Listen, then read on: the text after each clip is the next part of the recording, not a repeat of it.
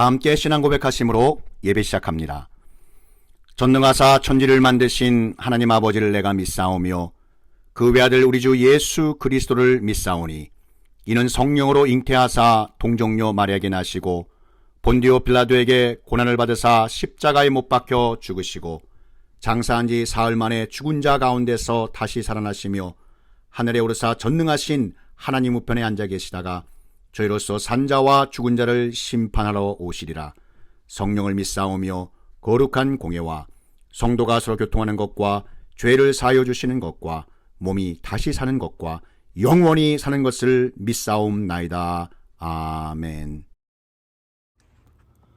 고린도전서 15장 9절 10절 말씀입니다. 나는 사도 중에 가장 작은 자라. 나는 하나님의 교회를 박해하였으므로 사도라 칭함 받기를 감당하지 못할 자니라. 그러나 내가 나된 것은 하나님의 은혜로 된 것이니 내게 주신 그의 은혜가 헛되지 아니하여 내가 모든 사도보다 더 많이 수고하였으나 내가 한 것이 아니요 오직 나와 함께 하신 하나님의 은혜로라. 되게 하시는 힘, 은혜. 고린도전서 15장 9절 10절 말씀입니다. 예수님 믿어 하나님의 자녀된 우리가 하나님께 받은 귀하고 소중한 단어 중에 위대한 단어 하나를 고른다면 아마 은혜일 것입니다. 하나님의 은혜란 받을 자격이 없는 사람에게 조건 없이 주시는 하나님의 선물이라고 정의할 수 있습니다. 하나님은 모든 사람에게 은혜 베푸시길 원하시는 분이십니다. 마태복음 5장 45절 말씀에 이같이 한즉 하늘에 계신 너희 아버지의 아들이 되리니 이는 하나님이 그 해를 악인과 선인에게 비추시며 비를 의로운 자와 불의한 자에게 내려 주심이라. 아멘.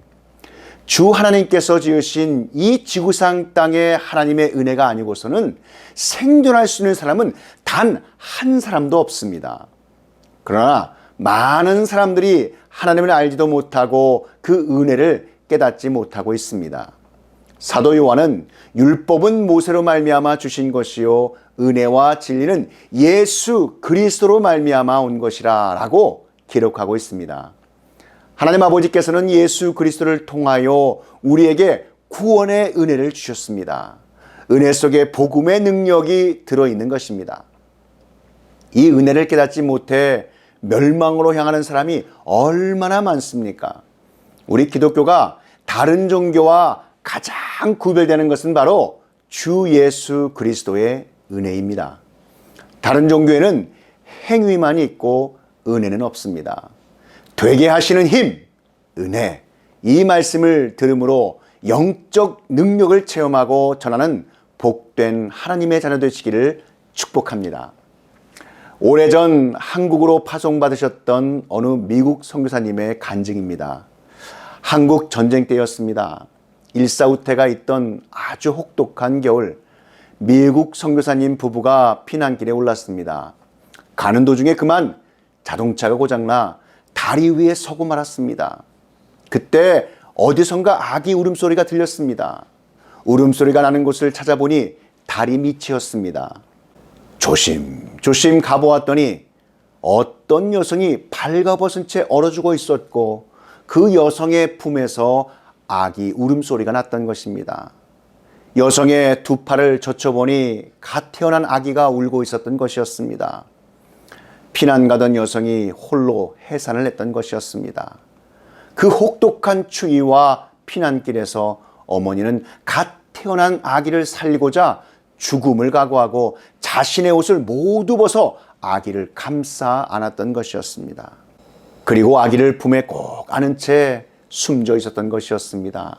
선교사님 부부는 피난길이어서 싸늘하게 죽어있는 아기 엄마에게 제대로 된 장례를 치러줄 수 없었습니다. 그래서 다리 밑 햇볕이 잘 드는 작은 뚝방 언덕 양지 바른 곳, 그 땅을 파서 정성껏 묻어주고 그 갓난아기를 입양해서 미국으로 떠났습니다. 그 세월이 지나 아기가 자라면서 자기를 키워주신 부모님이 자기와 전혀 다른 외모를 가지고 있다는 것을 알게 되었습니다. 그리고 그 선교사님 부모님이 자기의 친부모가 아니라는 사실에 충격을 받았는지 적지 않은 반항과 방황을 하며 10대 시절을 보냈습니다. 그래도 선교사님 부부는 그 아이를 위해 열심히 기도하며 말씀으로 양육하여 가르쳐 어느덧 어엿한 대학생이 되었습니다. 그리고 어느 날 입양한 아들을 불러놓고 선교사 부부는 자초지종을 얘기했습니다. 그 말을 들은 아이는 그 자리에 자신을 데려가 달라고 키워준 부모인 선교사님에게 부탁을 했습니다. 어렵게 마련한 비행기표를 가지고 한국에 온 선교사님과 입양한 아들은 아이의 어머니를 묻어두었던 그 다리를 찾아갔습니다. 그때도 아주 추운 겨울이었습니다. 한참이 지나도 아들은 차에 돌아올 기척이 없었습니다. 선교사님은 입양한 아들이 있는 다리 밑으로 내려가 보았습니다. 그런데 그곳에 발가벗은 아들이 엎드려 울고 있지 않겠습니까? 자신의 옷을 모두 벗어서 어머니가 죽었던 자리에 놓은 채 말입니다.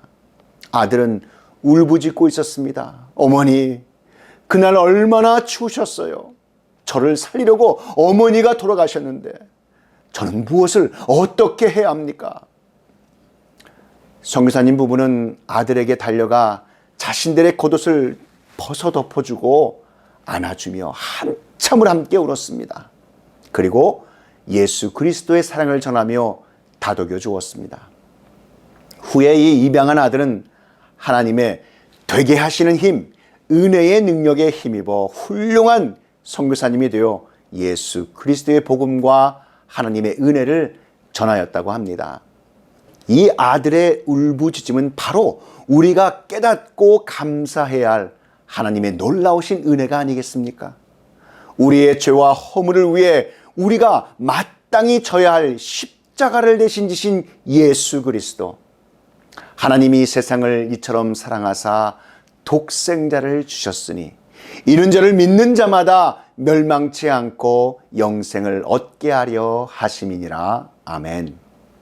사도 바울은 고린도 교회 성도들에게 보내는 첫 번째 편지를 쓰면서 나의 나된 것은 하나님의 은혜로 된 것이라고 고백합니다. 그는 자신이 담대하게 복음을 증거하며 그 어떤 사도보다 더 수고하고 힘쓸 수 있었다면 오로지 하나님 아버지의 은혜의 결과였다고 하였습니다. 하나님의 자녀된 우리에게 있어서 하나님의 은혜는 저 큰 바다보다 더 깊고 넓으시며 주님의 선하심과 사랑하심은 말로 형용할 수 없을 만큼 크고 위대하다는 것을 잘 알고 있었습니다. 그러나 우리는 주님의 그 크신 은혜에 대해 막연한 종교 용어 정도로 취급할 때가 적지 않습니다. 그리고 종종 말의 열매에 실망하여 주님께 오히려 원망하지는 않았는지 우리는 돌아볼 때인 것 같습니다. 자, 그렇다면 사도 바울이 자신에게 강력하게 임하신 하나님 아버지의 은혜를 어떻게 영적으로 전하였던 것일까요? 그것은 1년 후에 고린도 교회 성도들에게 보낸 두 번째 편지를 마무리 지으면서 되게 하시는 힘, 은혜에 대해 이렇게 영적으로 표현하고 있습니다. 내게 이르시기를 내 은혜가 내게 족하도다. 이는 내 능력이 약한 데서 온전하여 짐이라 하신지라. 이러므로 도리어 크게 기뻐함으로 나의 여러 약한 것들에 대하여 자랑하리니 이는 그리스도의 능력으로 내게 머물게 하려 함이라. 아멘. 사도 바울은 하나님의 은혜가 그리스도의 은혜로 구체화되었음을 밝히고 있는 것입니다. 자, 그렇다면 과연 무엇이 사도 바울에게 되게 하시는 힘, 그리스도의 은혜였을까요? 그 첫 번째, 사울은 바울 되게 하셔서 구원하신 그 은혜와 모든 사도보다 더 수고하게 하신 은혜입니다.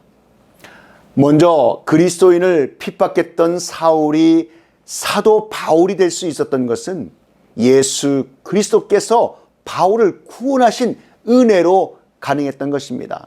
좀 더 영적으로 보자면 주님께서 바울을 죄와 사망으로 가득한 흑암의 권세에서 건지셔서 그리스도의 나라로 옮겨주셨기 때문에 가능한 것이었습니다. 골로새서 1장 13절 14절을 우리 함께 보겠습니다. 그가 우리를 흑암의 권세에서 건져내사 그의 사랑의 아들의 나라로 옮기셨으니 그 아들 안에서 우리가 속량 곧 죄사함을 얻었도다. 아멘. 바울은 과거에 하나님을 향한 잘못된 열심으로 인하여 예수 그리스도를 믿는 성도들을 아주 심하게 핍박하였던 사람이었습니다. 또한 그리스도의 교회를 없애고자 혈안이 되었던 바리새인인 사울이었습니다. 그러던 어느 날 예수 믿는 사람들을 그토록 핍박하던 사울을 잘 알고 있는 사람들에게는 전혀 믿기지 않는 일이 생긴 것이었습니다.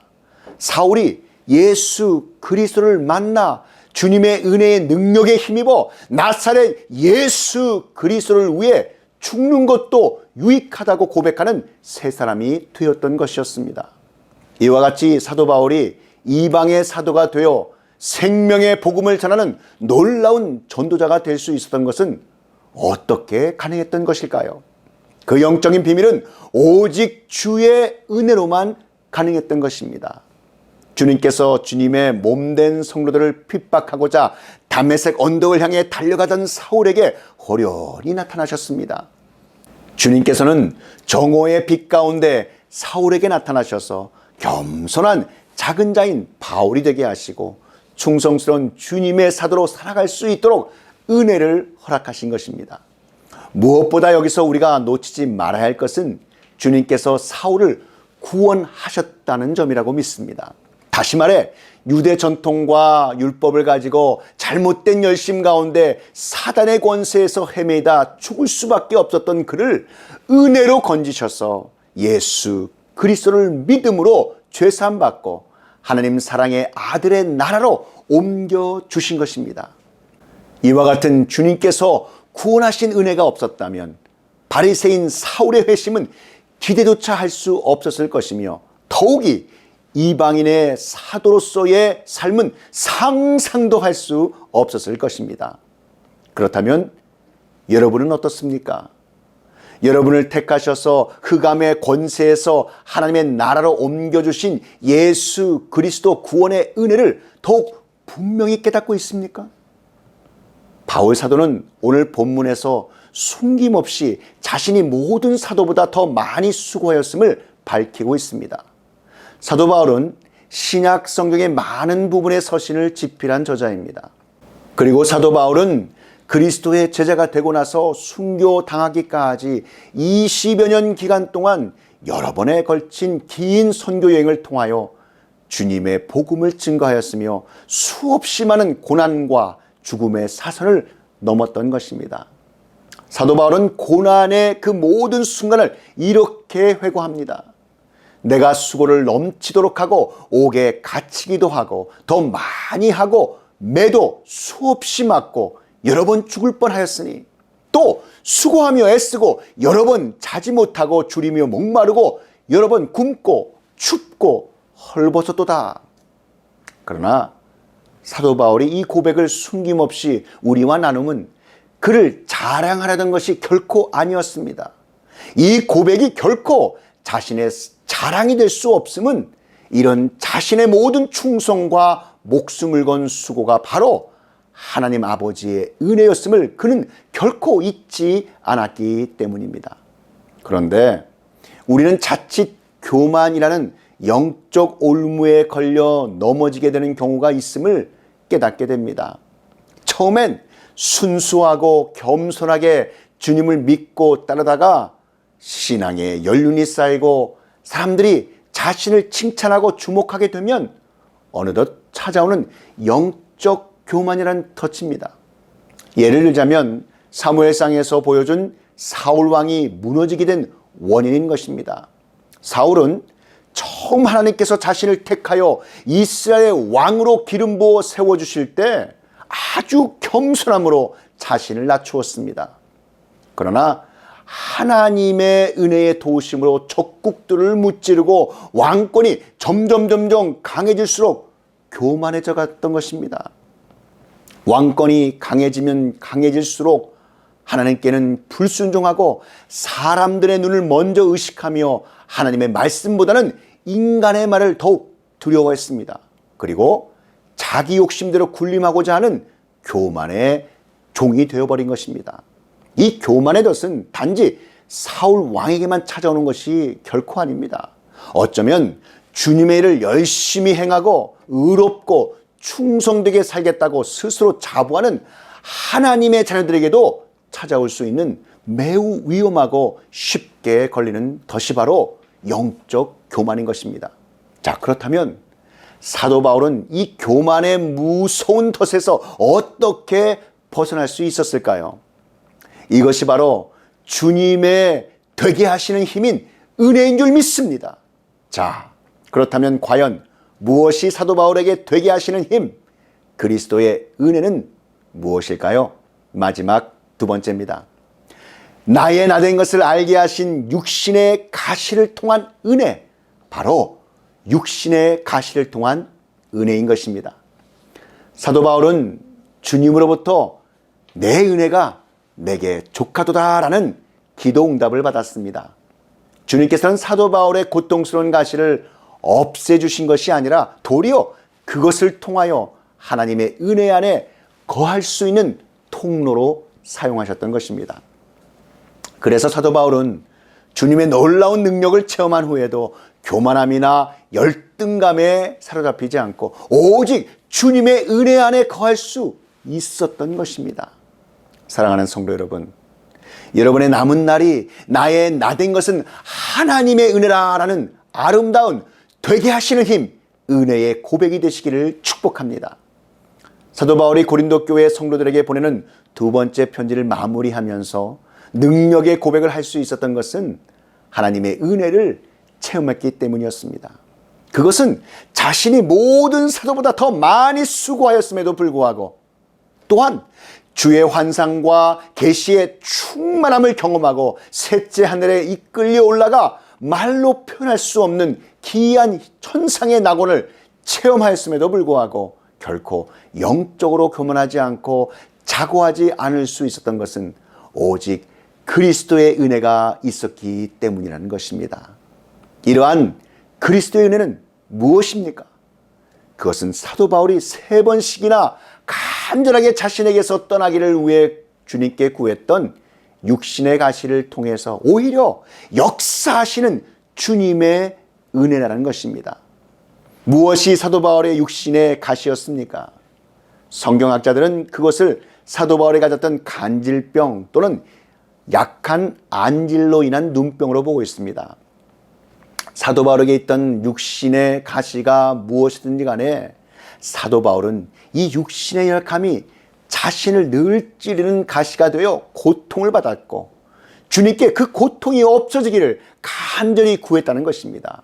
그러나 앞서 살펴본 대로 주님께서는 주님의 충성된 자녀인 사도 바울이 간절히 기도한 대로 들어주지 아니하시고 이렇게 응답하셨습니다. 내 은혜가 내게 족하도다. 이는 내 능력이 약한 데서 온전하여 짐이라 하신지라. 아멘. 뜻밖에도 주님은 내 은혜가 내게 족하도다라고 말씀하시는 것이었습니다. 주님은 지금 바울의 가시, 바로 바울이 늘 고통스러워하고 불편해하고 부끄러워하고 얼른 없애버리기를 원하는 그 가시와 같은 것을 통해 내 은혜가 넘치게 할 것을 약속하시는 것입니다. 그리고 그 이유는 주님의 능력은 오히려 우리 성도의 약함을 통하여 온전하여지게 된다라고 말씀하시는 것입니다. 감사한 것은 사도 바울이 주님의 말씀이 무엇을 뜻하는지를 영적으로 이해할 수 있었다는 것입니다. 자신의 육신에 가시는 더 이상 부끄러움도 고통도 아니에요. 이제는 자신을 교만이라고 하는 덫에 빠지지 않고 주의 충성된 제자로 끝까지 표대를 향해 달려갈 수 있도록 자신을 찔러서 영적으로 깨어있게 지켜주시는 되게 하시는 힘, 주님의 은혜임을 깨달았다는 것입니다. 이러므로 도리어 크게 기뻐함으로 나의 여러 약한 것들에 대하여 자랑하리니 이는 그리스도의 능력으로 내게 머물게 하려 함이라. 아멘. 사랑하는 성도 여러분, 여러분에게 있는 육신의 가시를 무엇이라고 생각하십니까? 그것이 어떤 육체적인 연약함이든 삶의 연약함이든 여러분의 삶에서 떠나기를 원하는 그 어떤 것이 되었든지 간에 이제 주님은 이것을 사용하셔서 그의 은혜의 통로로 여러분을 사용하시고자 하심을 깨달으시는 은혜가 충만하시기를 축복합니다. 나의 약하고 부끄러운 것을 통하여 주님의 강하심과 자랑스러움을 이루시는 하나님의 되게 하시는 힘, 은혜를 누리시기를 축복합니다. 이 놀라운 능력은 주님께서 친히 그리고 심히 부끄럽고 저주스러운 십자가 위에서 보혈의 피를 흘려 우리를 구원하심으로 자랑스럽고 영광스러운 십자가로 바꾸신 사건에서 너무나도 잘 보여주시는 것입니다. 사랑하는 성도 여러분, 여러분이 자랑스러워하고 만족하는 것뿐만 아니라 부끄러워하고 없어지기를 원하는 그 가시까지도 주님의 도구로 사용하심을 깨닫는 그 은혜, 그 가시를 통해 영광스럽게 주님의 전능하신 능력을 발휘하는 통로로 주님께서 사용하실 것을 기대하며 믿음으로 우리의 자신을 하나님 손에 맡겨드리는 되게 하시는 힘, 이 은혜가 저와 여러분의 삶 가운데 충만하시기를 우리 구주 예수 그리스도의 이름으로 축원합니다. 다 함께 기도드리시겠습니다. 사랑과 은혜가 충만하신 하나님 아버지, 오늘 우리에게 주신 말씀 감사드립니다. 되게 하시는 힘, 은혜를 통하여 나의 약하고 부끄러운 것을 통해 주님의 강하심과 자랑스러움을 이루시는 하나님의 되게 하시는 힘, 은혜가 우리에게 충만히 임하게 하여 주시옵소서. 이 모든 말씀 우리 구주 예수 그리스도의 이름으로 기도하옵나이다. 지금은 우리 구주 예수 그리스도의 구속의 은혜와 만극하신 하나님 아버지의 그 크신 사랑하심과 성령 하나님의 감화, 감동, 위로교통 충만케 하심이 되게 하시는 힘, 은혜, 이 진리의 말씀이 선포되는 곳곳마다 이제로부터 영원히 함께 있을지어다.